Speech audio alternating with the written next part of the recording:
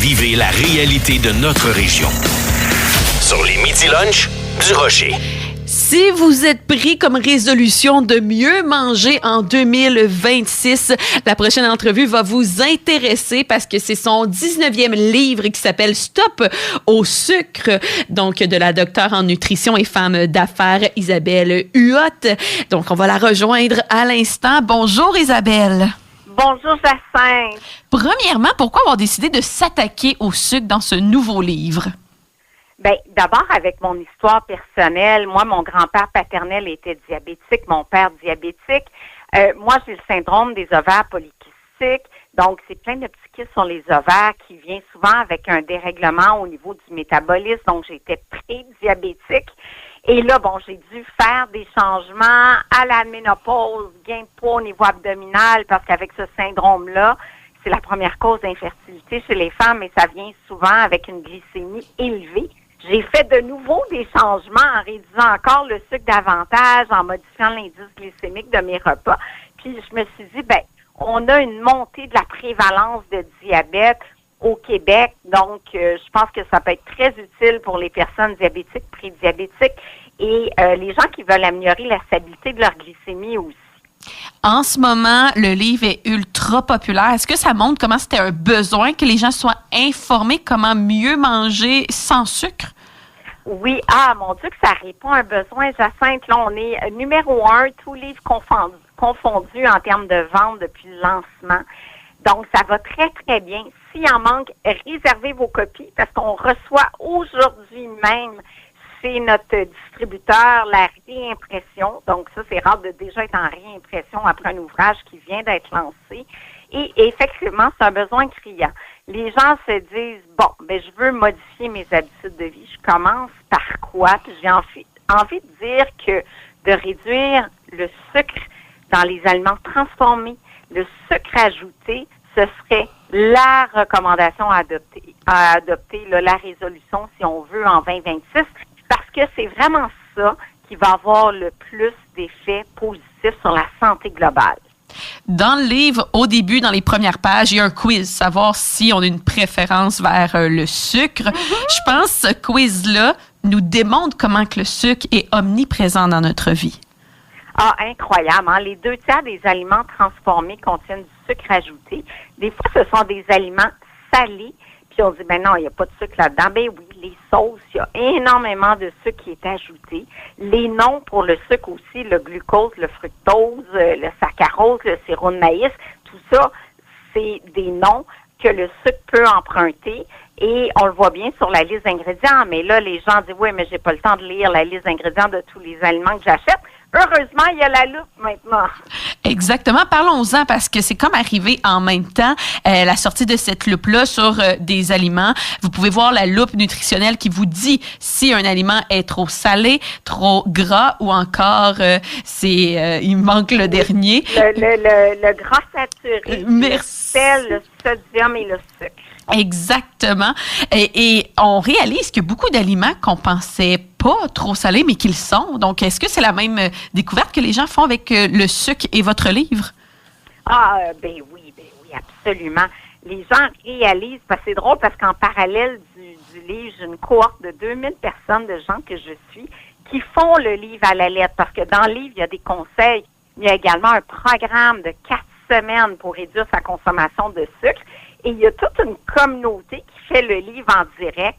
Et c'est merveilleux parce que je vois vraiment leurs interrogations, mais je vois leur cheminement, comment ils gagnent en énergie, comment ils ont un meilleur sommeil, comment ils réduisent leur tour de taille, comment ça peut amener une perte de poids ou non, là, selon si on suit le livre à la lettre. Et je vois vraiment les bénéfices qui sont associés à la réduction du sucre. Puis ils réalisent aussi, mon Dieu, dans mon verre de jus le matin, j'avais 6 carrés de sucre.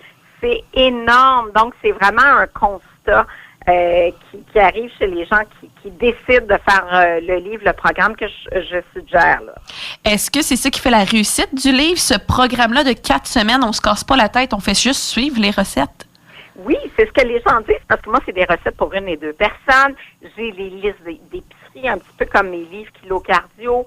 Donc, on se casse pas la tête. On a nos recettes pour le mois, 7 jours sur 7, nos listes d'épicerie. Donc, on se dit, ça, mon programme de début d'année. Je le fais à la lettre et j'ai des résultats significatifs. Les gens disent déjà qu'en une semaine, ils ont beaucoup moins de rage pour des aliments sucrés parce que le sucre, c'est un peu comme une drogue, hein. Ça active le circuit de récompense, ça génère de la dopamine. Donc, on veut répéter le comportement puis manger du sucre à nouveau. Donc, ça amène beaucoup de bienfaits d'apprendre où est le sucre caché puis de réduire sa consommation. Puis le programme, il y a aussi un journal de bord qui est hyper pertinent. Ça nous permet de voir l'évolution sur notre santé physique et émotionnelle.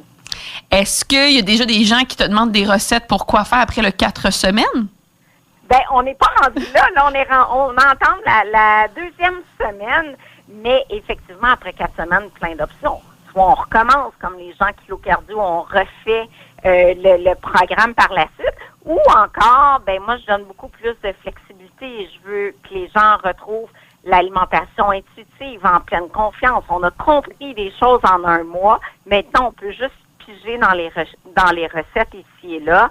Et puis, on a appris de ces 4 semaines-là, puis on peut se faire confiance et avancer vers ce nouveau mode de vie-là. Est-ce qu'il y a des gens qui te disent comment que c'est plus facile ou plus dur d'arrêter le sucre qu'ils pensaient? Bien, au bout de 3 jours, là, c'est les 3 premières journées, ils ont dit « Ah, mon Dieu, c'est tellement différent de comment je mangeais » parce que moi, mon programme est aussi à faible indice glycémique. Donc, des aliments qui occasionnent peu de pics de glycémie. Donc, ils font pas monter la glycémie rapidement. Donc, la glycémie est beaucoup plus stable.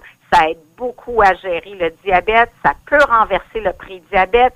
Ça peut aider pour tous les gens qui ont un foie gras, la stéatose hépatique non alcoolique qui touche 20% des Québécois. Donc, accumulation de gras dans le foie qui vient d'une alimentation trop riche en sucre et non en gras.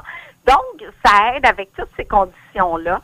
Et effectivement, au début, c'est le gros constat, puis dire « Oh mon Dieu, que c'est difficile », mais au bout de 3 jours, les gens disent « Oh mon Dieu, c'est merveilleux, c'est tellement plus facile, je me sens tellement mieux, mon conjoint est embarqué avec moi, on le fait à 2 ». Donc, ça, c'est vraiment chouette de voir les commentaires des gens. L'autre chose que j'ai adorée, c'est la variété au niveau de la protéine. Donc, on a autant des œufs, la viande qu'on connaît, que des repas plus à base végétale, donc tofu ou avec d'autres légumineuses. Ça aussi, est-ce qu'il y a des gens qui, grâce à votre livre, essaient pour une première fois ce type de repas? Exactement. J'attends qu'il y a des gens qui m'ont dit « Isabelle, je n'ai jamais mangé de légumineuses à part la soupe au pois. » Et là, me voilà, je découvre les lentilles, les pois chiches. Il y en a qui ont découvert les lentilles corail. Ah, c'est bon, ça. Cette semaine. Ça, c'est vraiment merveilleux. Il y a beaucoup de variantes dans le livre. Si un repas prévu de légumineuses, puis ça ne me tente pas, ben j'ai 20 soupers express à faible indice glycémique. J'ai 15 déjeuners express à faible indice glycémique. Donc, il y a énormément d'alternatives pour les gens qui n'ont pas envie de suivre à la lettre. Donc, c'est un livre hyper pratique avec des outils, des variantes. Donc, oui, le suivre à la lettre ou faire les variantes, il y a 1001 possibilités. Pour terminer, là, je veux qu'on parle d'une grande question qui revient. Je ne sais pas si c'est dans les mythes ou non, mais j'en profite vu que j'ai Isabelle au bout du fil. Est-ce qu'il existe un bon sucre ou un mauvais sucre? Oui, tout à fait. Moi, dans le livre, j'ai un petit peu de sirop d'érable. C'est sûr que l'impact sur la glycémie sera similaire aux autres sucres, mais on a un petit peu d'antioxydants, un peu de calcium, un peu de magnésium, mais c'est surtout un sucre d'ici, puis qui confère beaucoup de saveur. Donc, on peut apprendre à en mettre moins. Par exemple, c'est mieux de prendre un yogourt nature avec une cuillère à thé de sirop d'érable que de prendre un yogourt aux fruits qui est naturellement plus sucré. Donc, apprendre à doser le sucre. Il y a également, le sirop d'agave qui a un indice glycémique plus faible. Il y a du miel québécois qui peut être intéressant, mais en petite quantité. Au lieu d'aller vers le sucre blanc, il y a des alternatives qui sont mieux, mais je conseille d'éviter les édulcorants de type sucralose, acésulfame, potassium, aspartame. On n'est pas gagnant en faisant le troc de sucre vers les édulcorants non sucrés.